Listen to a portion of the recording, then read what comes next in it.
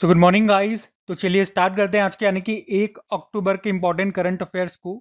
तो इस प्रश्न में पूछ रहे हैं, अभी हाल ही में इंडियन चैम्बर ऑफ कॉमर्स का नया अध्यक्ष किसे नियुक्त किया गया? तो अभी ब्रज भूषण अग्रवाल को इंडियन चैम्बर ऑफ कॉमर्स का नया अध्यक्ष नियुक्त किया गया है। उन्होंने किनका स्थान लिया? अभ्युदय जिंदल का। अच्छा, इंडियन चैम्बर ऑफ कॉमर्स की बात करें, ये भारत का एक प्रमुख ट्रेड एंड इंडस्ट्री ऑर्गेनाइजेशन है। इसका काम उद्योग, व्यापार, निवेश और आर्थिक विकास से जुड़े मुद्दों पर सरकार और उद्योग जगत के बीच एक सेतु, एक ब्रिज की तरह काम करता है। इसकी स्थापना होती है 1925 में और इसका मुख्यालय आपको कोलकाता में मिलेगा। अच्छा, कोलकाता, हमने अभी कल परसों एक और संस्था की बात की थी, भारतीय वनस्पति सर्वेक्षण, बॉटनिकल सर्वे ऑफ इंडिया, उसका मुख्यालय भी कोलकाता में है और वो प्रश्न एग्जाम में आ भी चुका है। तो आज वाले इस प्रश्न में हमने क्या बात करा? इंडियन चैम्बर ऑफ कॉमर्स के नए अध्यक्ष बन गए, कौन बन गए? ब्रज भूषण अग्रवाल बन गए। चलो कुछ और इंपॉर्टेंट नियुक्तियां, अपॉइंटमेंट्स में आपको रिवाइज करवाता हूँ। अभी रोमन कैथोलिक चर्च के नए पॉप बने थे, नाम है उनका रॉबर्ट फ्रांसिस। इस पद पर आने वाले पहले अमेरिकी हैं वो। और उन्होंने क्या नाम अपनाया? पॉप लियो 14। लोक लेखा समिति के अध्यक्ष के वेणुगोपाल बने। यूपीएससी के नए अध्यक्ष डॉक्टर अजय कुमार। नालसा यानी कि राष्ट्रीय विधिक सेवा प्राधिकरण का कार्यकारी अध्यक्ष बनाया गया था जस्टिस सूर्यकांत को। BRICS bank of commerce and industry का अध्यक्ष बनाया गया हरवंश चावला को। भारत के 52वें नंबर के chief justice of India BR Gavai बने। पूरा नाम है भूषण रामकृष्ण गवई। इंटेलिजेंस ब्यूरो के निदेशक हैं तपन कुमार डेका। इनका कार्यकाल बढ़ाया 1 साल के लिए। भारतीय उर्वरक संघ का अध्यक्ष शैलेश सी मेहता को बनाया। प्रधानमंत्री जी के आर्थिक सलाहकार परिषद के अध्यक्ष बने S महेंद्र देव। भारत के V श्रीनिवास को 2025 से 2028 के कार्यकाल के लिए अभी अंतर्राष्ट्रीय प्रशासनिक विज्ञान संस्थान international institute of administrative sciences की प्रशासन परिषद का अध्यक्ष चुना गया। प्रधानमंत्री संग्रहालय एवं पुस्तकालय का निदेशक बनाया गया अश्विन लोहानी को। और राष्ट्रपति जी की पहली महिला ADC एड डे कैंप बनी है Yashasvi Solanki. World Anti Doping Agency के प्रेसिडेंट बने विटोल्डा बाका, जिसका मुख्यालय है मॉन्ट्रियल, कनाडा। 80वें संयुक्त राष्ट्र महासभा यूनाइटेड नेशन जनरल असेंबली सत्र का अध्यक्ष बनाया गया एनालेना बारबॉक को।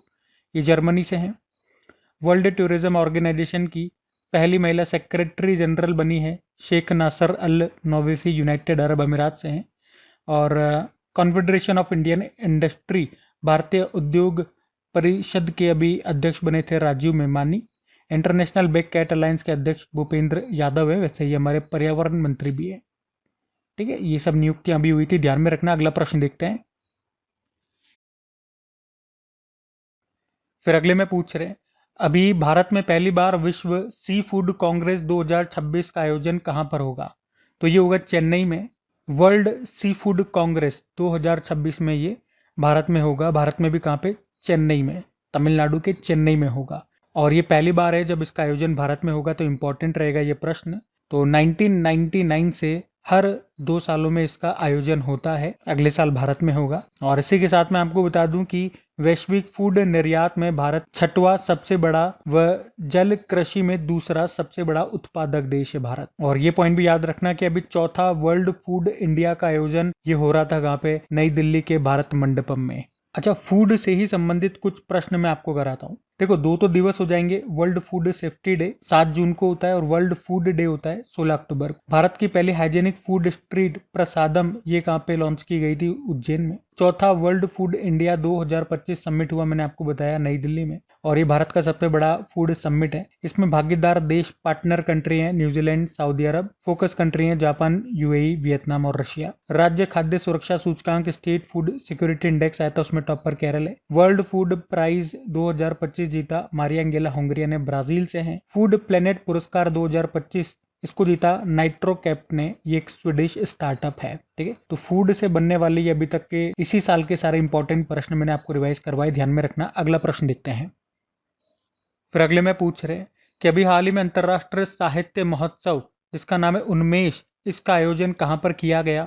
तो आंसर होगा पटना में। तो उन्मेष क्या है? ये एशिया का सबसे बड़ा अंतर्राष्ट्रीय साहित्य महोत्सव है। अब इसका 3रा संस्करण हुआ 25 से लेकर 28 सितंबर तक। कहाँ? पटना, बिहार में। जिसका उद्घाटन किया था बिहार के राज्यपाल आरिफ मोहम्मद खान ने और आयोजन किया संस्कृति मंत्रालय और साहित्य अकादमी ने। तो याद रखना, उन्मेष क्या है? एशिया का सबसे बड़ा ये अंतर्राष्ट्रीय साहित्य महोत्सव है, ये भी पटना में हुआ, तीसरा संस्करण था। और आज मैं इसी तरह से कुछ और महोत्सव आपको रिवाइज करवाता हूँ। जैसे कि देखो, अभी जदिया स्वामी फेस्टिवल कहाँ पे मनाया गया था? तमिलनाडु में बड़गा समुदाय के द्वारा मनाया जाता है। पर्पल फेस्टिवल 2025 इस बार तीसरा संस्करण हुआ था नई दिल्ली में, दिव्यांगजनों के लिए था, ये उद्घाटन किया था राष्ट्रपति जी ने। शिग्मो उत्सव ये होता है गोवा में, 15 दिनों तक चलता है। भारत रंग महोत्सव नई दिल्ली में हुआ, ये विश्व का सबसे बड़ा रंगमंच महोत्सव है। थाईपुसम त्यौहार तमिलनाडु में, खुबानी ब्लॉसम फेस्टिवल लद्दाख में, चेरी ब्लॉसम फेस्टिवल मेघालय में, विशु त्यौहार केरल में, national tribal youth festival Mizoram में, माधवपुर मेला गुजरात के पोरबंदर में, सरहुल महोत्सव झारखंड में, जात्रा उत्सव त्रिपुरा, गरिया पूजा उत्सव त्रिपुरा, त्रिशूर पुरम उत्सव केरल, खीर भवानी मेला जम्मू कश्मीर और राष्ट्रीय बौद्धिक संपदा महोत्सव 2025 हुआ उत्तराखंड के देहरादून में। ठीक है, तो ये सभी ध्यान में रखना, न्यूज़ में थे ये। अगला प्रश्न देखते हैं। फिर अगले में पूछ रहे हैं, हाल ही में विश्व पैरा एथलेटिक चैंपियनशिप 2025 का आयोजन ये कहाँ पे किया जा रहा है? तो आंसर होगा भारत में। तो वर्ल्ड पैरा एथलेटिक चैंपियनशिप 2025 की हम बात कर रहे हैं, इस बार ये इसका 12वां एडिशन हो रहा है। अभी 27 सितंबर को ये शुरू हुआ, 5 अक्टूबर तक ये चलेगा। कहाँ पर? भारत में। भारत में भी कहाँ? नई दिल्ली में जो जवाहरलाल नेहरू स्टेडियम है वहाँ पर। और याद रखना, भारत पहली बार इसे होस्ट कर रहा है, तो इंपॉर्टेंट प्रश्न रहेगा। ये इवेंट 2028 में जो लॉस एंजलिस में पैरालंपिक गेम्स होंगे उसके लिए एक कह सकते हो क्वालिफायर के रूप में काम करेगा। तो विश्व पैरा एथलेटिक्स चैंपियनशिप की बात करें, इसका आयोजन कौन करता है? अंतर्राष्ट्रीय पैरालंपिक समिति। पहली बार ये 1994 में हुए थे बर्लिन में, जर्मनी के बर्लिन में। हर 2 साल में होते हैं। तो इसका जो लास्ट एडिशन हुआ था, 11वें नंबर का एडिशन, वो 2023 में हुआ था। वो कहाँ पे हुआ था? जापान में हुआ था, और उसमें टॉप पे चाइना था, भारत 6वें स्थान पे था। अब 2025 में इसका 12वां एडिशन भारत में हो रहा है। देखते हैं टॉप पर कौन रहता है और भारत की रैंक क्या रहती है। बाकी स्पोर्ट्स वाला प्रश्न है, तो स्पोर्ट्स से ही संबंधित कुछ करंट अफेयर्स में आपको रिवाइज करवाता हूँ। जैसे अभी तीसरा FIDE women's chess world cup 2025 जो कि ये हुआ था जॉर्जिया में, उसको दिव्या देशमुख ने जीता था कोनेरू हम्पी को हरा के। और उसके बाद हमने देखा 88 नंबर की ग्रैंड मास्टर बन गई दिव्या देशमुख, और चौथी फीमेल ग्रैंड मास्टर बनी थी। टोटल तो 88 नंबर की, और महिलाओं में देखोगे तो चौथी महिला ग्रैंड मास्टर। 14वीं यूईएफए वुमेन्स यूरो कप 2025 जो स्विट्जरलैंड के बासेल में हुए, उसको इंग्लैंड ने जीता, स्पेन को हराया। 32वां पीसू वर्ल्ड यूनिवर्सिटी गेम्स जर्मनी में हुआ, और इसमें भारत ने टोटल 12 मेडल जीते, और मेडल लिस्ट में 20वें स्थान पर रहा था, टॉप पे जापान था। टेस्ट क्रिकेट में दूसरे सबसे ज़्यादा रन बनाने वाले खिलाड़ी कौन बन गए? जो रूट इंग्लैंड के हैं। 12वें वर्ल्ड गेम्स ये अभी चाइना के चेंगडू शहर में हुए, और इसके बाद जो 13वां एडिशन होगा 2029 वाला, वो जर्मनी में होगा। अभी डूरंड कप का आयोजन हुआ था, 134वां संस्करण 5 राज्यों में हुआ था, पश्चिम बंगाल, झारखंड, असम, मेघालय, मणिपुर। और ये पहली बार था जब डूरंड कप का आयोजन भारत के 5 राज्यों में हुआ। किसने जीता? North east United football club ने। हराया किसे? डायमंड हार्बर फुटबॉल क्लब को। चेतेश्वर पुजारा, इन्होंने सभी फॉर्मेट से संन्यास ले लिया। और अभी जो 29 नंबर का बैडमिंटन वर्ल्ड चैंपियनशिप हुआ था पेरिस में, उसमें टॉप पे चाइना है, भारत तीसरे स्थान पर है। भारत ने यहाँ पे 1 मेडल जीता, 1 ब्रोंज, वो भी किसने? सात्विक साईराज और चिराग की जोड़ी ने। अब जो अगले वाले होंगे 30वें नंबर के बैडमिंटन वर्ल्ड चैंपियनशिप होंगे 2026 में, वो भारत में होंगे, नई दिल्ली में। और अभी हमने देखा 20वां वर्ल्ड एथलेटिक चैंपियनशिप हुआ था टोक्यो जापान में, टॉप पे अमेरिका है, भारत ने एक भी मेडल नहीं जीता। और हमारे जो गृह मंत्री अमित शाह, उन्होंने भारत के सबसे बड़े स्पोर्ट्स कॉम्प्लेक्स का उद्घाटन किया नारायणपुर अहमदाबाद में। तो ये स्पोर्ट्स से संबंधित सारे इंपॉर्टेंट करंट अफेयर्स हैं, ध्यान में रखना। अगला प्रश्न देखते हैं। फिर अगले में पूछ रहे हैं, अभी हाल ही में विश्व रेबीज दिवस कब मनाया गया? तो आंसर होगा 28 सितंबर को। तो हर साल 28 सितंबर को वर्ल्ड रेबीज डे के रूप में मनाया जाता है। थीम क्या है? Act now you me community. अच्छा, 28 सितंबर को ही क्यों मनाते हैं ये दिवस? क्योंकि लुई पास्चर की पुण्यतिथि होती है। लुई पास्चर, इन्होंने रेबीज का टीका खोजा था या टीका विकसित किया था। और ये जो रेबीज है, वायरस के कारण होने वाला एक घातक वायरल रोग है, जो कि संक्रमित जानवर, मुख्य रूप से कुत्ता, चमगादड़, बंदर आदि के काटने या खरोंचने से फैलता है। और रेबीज को हाइड्रोफोबिया भी कहते हैं, क्योंकि रेबीज का जो पेशेंट होता है उसे हाइड्रो मतलब पानी से डर लगता है, पानी का फोबिया होता है उसे। ठीक है, तो याद रखेंगे 28 सितंबर को वर्ल्ड रेबीज डे हमने मनाया, थीम मैंने आपको बता दी है। अच्छा, अब एक प्रश्न का उत्तर आप लोग देंगे कि रेबीज मुक्त होने वाला भारत का पहला राज्य अभी कौन सा बना था। इसके अलावा एक और दिवस आप नोट कर लो, 30 सितंबर को अंतर्राष्ट्रीय अनुवाद दिवस, इंटरनेशनल ट्रांसलेशन डे के रूप में भी मनाया, जिसकी थीम है translation shaping a future you can trust. और हाँ, एक और दिवस नोट कर लो, विश्व नदी दिवस, वर्ल्ड रिवर डे। ये सितंबर के चौथे रविवार को मनाया जाता है, तो इस बार ये 28 सितंबर को मनाया। ठीक है, तो 28 सितंबर को इस बार हम 2 दिवस मना रहे हैं। वर्ल्ड रेबीज डे तो मनाते ही हैं, वर्ल्ड रिवर डे भी मना रहे हैं, और 30 सितंबर भी मैंने आपको बता दिया अंतर्राष्ट्रीय अनुवाद दिवस। इसी के साथ ही सितंबर के सारे इंपॉर्टेंट डेज आपके कवर हो जाते हैं। तो चलो एक बार सितंबर के लास्ट टाइम सारे स्टार्टिंग से लेके अभी तक सारे डेज में आपको रिवाइज करवा देता हूँ। देखो, 2 सितंबर को वर्ल्ड कोकोनट डे था, 5 सितंबर को अंतर्राष्ट्रीय दान दिवस, 8 सितंबर अंतर्राष्ट्रीय साक्षरता दिवस, 8 सितंबर विश्व फिजियोथेरेपी दिवस, 10 सितंबर विश्व आत्महत्या रोकथाम दिवस, 11 सितंबर राष्ट्रीय वन शहीद दिवस, और 13 सितंबर को वर्ल्ड फर्स्ट एड डे, ये सितंबर के दूसरे शनिवार को होता है। 14 सितंबर को नेशनल हिंदी डे, 15 सितंबर अंतर्राष्ट्रीय लोकतंत्र दिवस, 15 सितंबर को ही भारत में इंजीनियर्स डे था, 16 सितंबर को वर्ल्ड ओजोन डे, 17 सितंबर को विश्व रोगी सुरक्षा दिवस, 17 को ही हैदराबाद मुक्ति दिवस, 18 सितंबर को विश्व बांस दिवस, 20 सितंबर को अंतर्राष्ट्रीय लाल पांडा दिवस जो कि सितंबर के तीसरे शनिवार को था, 21 सितंबर को अंतर्राष्ट्रीय शांति दिवस, 21 सितंबर को ही वर्ल्ड अल्जाइमर डे, 22 सितंबर विश्व गेंडा दिवस, 23 सितंबर राष्ट्रीय आयुर्वेद दिवस, 23 सितंबर अंतर्राष्ट्रीय सांकेतिक भाषा दिवस, 25 सितंबर अंत्योदय दिवस, और 25 सितंबर विश्व समुद्री दिवस, 25 सितंबर वर्ल्ड फार्मासिस्ट डे, 26 सितंबर को विश्व पर्यावरण स्वास्थ्य दिवस,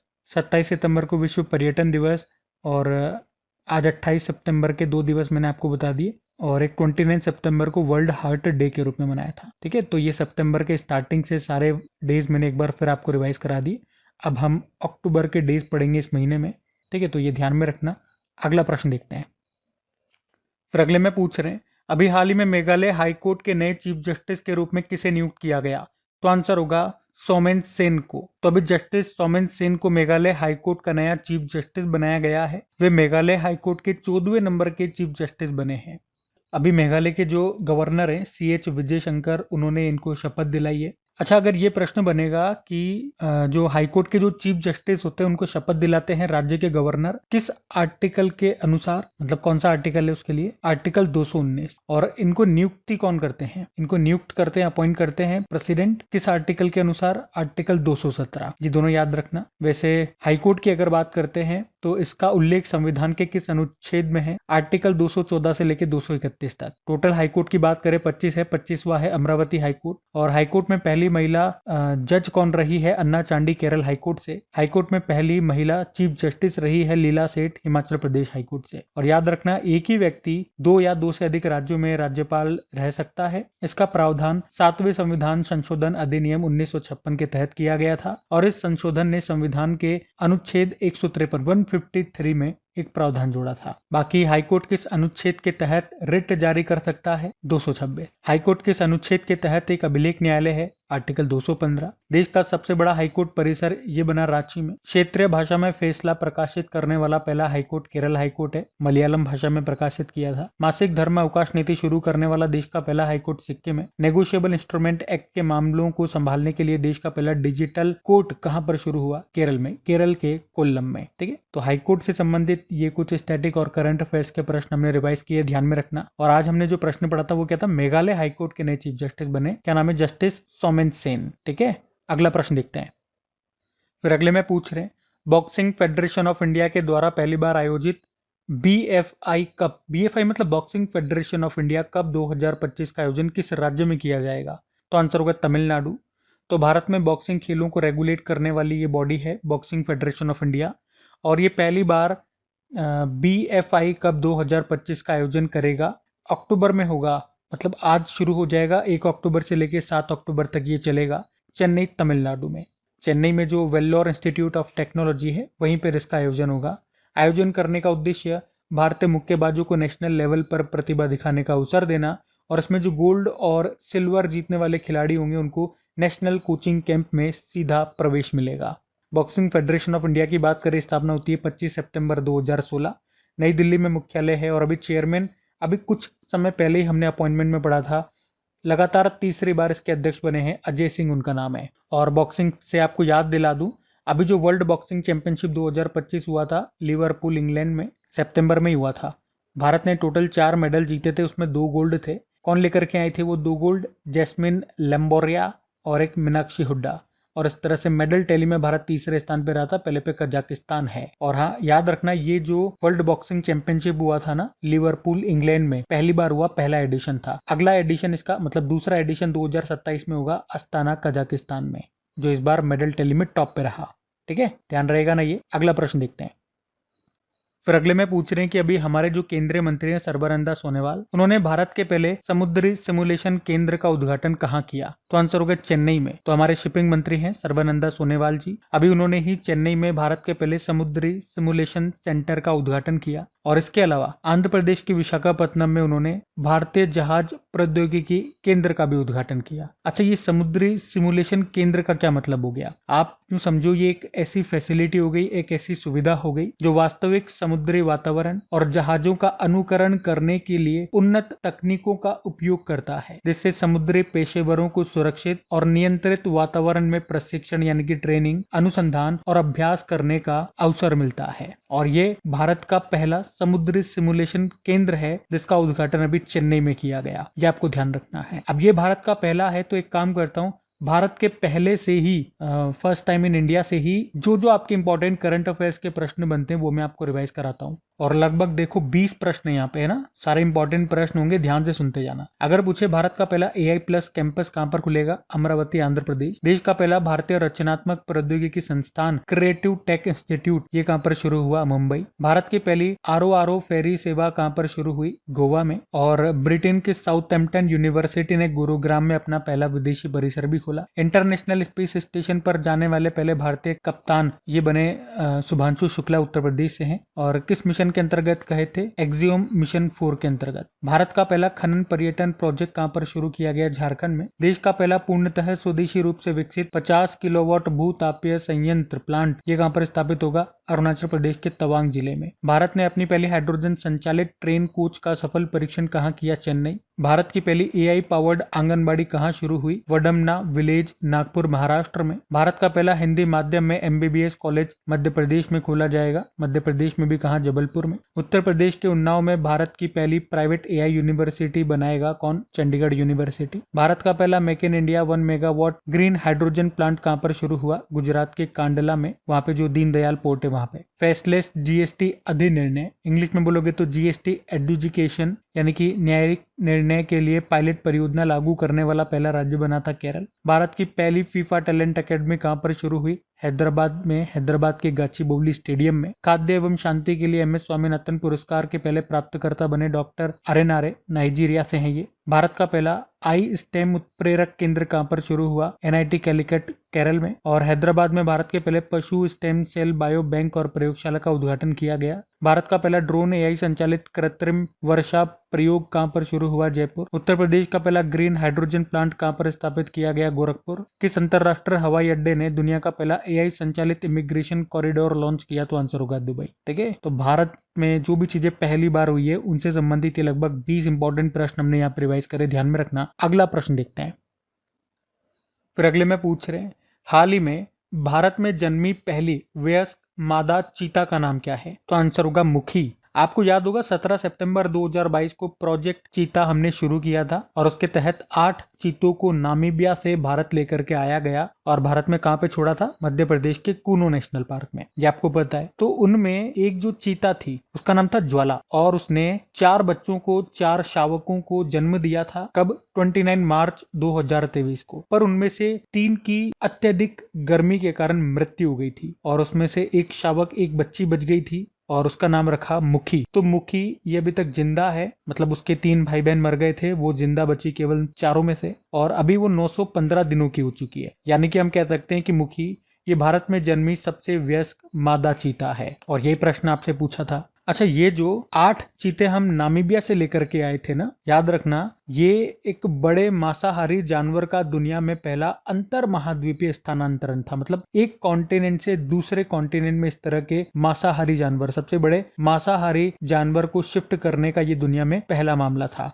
और फिर उसके बाद फरवरी 2023 में भी हम साउथ अफ्रीका से 12 और चीते लेकर के आए थे भारत में, कुनो नेशनल पार्क में रखा था। ठीक है, ये सब ध्यान में रखना। अच्छा, जानवरों के नाम से ही 2-3 नाम मैं आपको और रिवाइज करवाता हूँ। अगर पूछे अभी 1.3 फीट लंबी गिनीज वर्ल्ड रिकॉर्ड धारक दुनिया की सबसे छोटी बकरी, ये कहाँ की और क्या नाम है? करुम्बी उसका नाम है, केरल से है। बन्नी क्या है? गुजरात में पैदा हुआ भारत का पहला टेस्ट ट्यूब बन्नी, ये भैंस का बछड़ा है। और डोली क्या है? दुनिया में पहला क्लोन से बनाया गया ये जानवर है। और कौन सा जानवर? भेड़ है, शीप। 1996 में इसे बनाया गया था स्कॉटलैंड में। जबकि गंगा भारत में क्लोन से बनी ये पहली गाय है। गिर नस्ल की ये गाय है। ये 16 मार्च 2023 को करनाल के NDRI में पैदा हुई थी। NDRI मतलब नेशनल डेयरी रिसर्च इंस्टीट्यूट। ठीक है, तो ये कुछ जानवरों के नाम है, ये आपको ध्यान रखने हैं। अगला प्रश्न देखते हैं।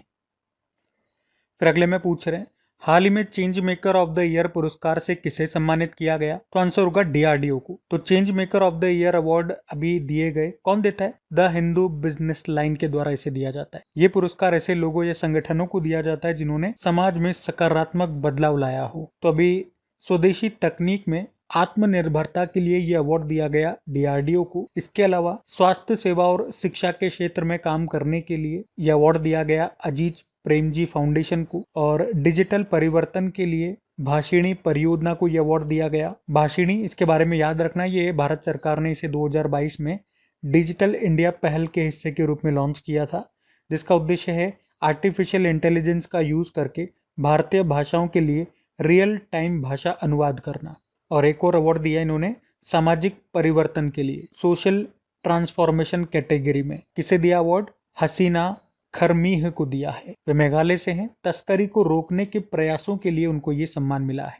ठीक है, तो अलग अलग कैटेगरी में जो इंपॉर्टेंट अवार्ड दिए, change maker of the year पुरस्कार इसका नाम है। अलग अलग कैटेगरी में किसको क्या मिला वो मैंने आपको बता दिया। जैसे प्रश्न, तो अब बात तो यहाँ पे DRDO की हो रही है। DRDO की स्टैटिक देख लेते हैं एक बार। DRDO मतलब defence research and development organisation, स्थापना होती है 1958 में। हेडक्वार्टर नई दिल्ली। चेयरमैन है समीर वी कामत। पहले चेयरमैन थे दूरत कोठारी। मोटो होता है strength origin is in knowledge बलस्य मूलम विज्ञानम। तो ये ध्यान में रखना। बाकी ये थी आज की हमारी करंट अफेयर्स की क्लास। कमेंट करके जरूर बताइएगा सेशन आपको कैसा लगा। अच्छा लगा तो प्लीज वीडियो को अपने दोस्तों के साथ में स्टडी ग्रुप में शेयर जरूर कीजिएगा। वीडियो को लाइक नहीं करा तो लाइक कर देना। बाकी इनकी प्रैक्टिस के लिए क्विज आपको डेली मिल जाती है अपनी क्रैक एग्जाम एप्लीकेशन पे, और PDF मिल जाती है टेलीग्राम पे। दोनों के लिंक डिस्क्रिप्शन बॉक्स में गिवन है। बाकी चलो अभी कल के करंट अफेयर्स का हम क्विक रिवीजन कर लेते हैं और सेशन एंड करते हैं। तो कल पहला प्रश्न पूछा था, किस राज्य के गोकुलम जलाशय को रामसर स्थलों की सूची में शामिल किया गया? बिहार का है। एक तो ये गोकुलम जलाशय था और उदयपुर झील दोनों है। और न्यूयॉर्क में जारी जस्ट राइट्स फॉर चिल्ड्रन के रिपोर्ट के अनुसार भारत के किस राज्य में सर्वाधिक बाल विवाह में कमी आई? असम। उसके अलावा पूछा, किसे भारत के अटॉर्नी जनरल के रूप में दोबारा नियुक्त किया गया? R वेंकटरमणि। और मेंस एशिया कप 2025 का खिताब किसने जीता? भारत ने जीता। विश्व हृदय दिवस कब मनाया गया? 29 सितंबर को। भारत का पहला सेंट्रल टिश्यू बैंक कहां पर लॉन्च किया गया? दिल्ली। और अभी पेट्रोलियम एवं प्राकृतिक गैस मंत्रालय ने कहां पहली बार प्राकृतिक गैस की खोज की घोषणा की? अंडमान बेसिन। यूनेस्को के विश्व जैवमंडल रिजर्व नेटवर्क में किसे शामिल किया गया? शीत मरुस्थल को, जो हिमाचल प्रदेश में है। और WHO global summit on traditional medicine के दूसरे संस्करण का आयोजन ये कहां पर होगा? नई दिल्ली। और आखिरी प्रश्न था, PM मोदी के द्वारा माही बांसवाड़ा परमाणु परियोजना की आधारशिला कहां पर रखी गई? तो आंसर होगा राजस्थान। बाकी चलो कल का भी होमवर्क प्रश्न देखते हैं और सेशन एंड करते हैं। तो कल आपसे पूछा था, भारत और किस देश के बीच खंजर अभ्यास 2025 हुआ था? तो ये हुआ था भारत और किर्गिस्तान के बीच में। आप सभी ने प्रश्न का बिल्कुल सही उत्तर दिया। अब ये रहा आज का आपका होमवर्क प्रश्न।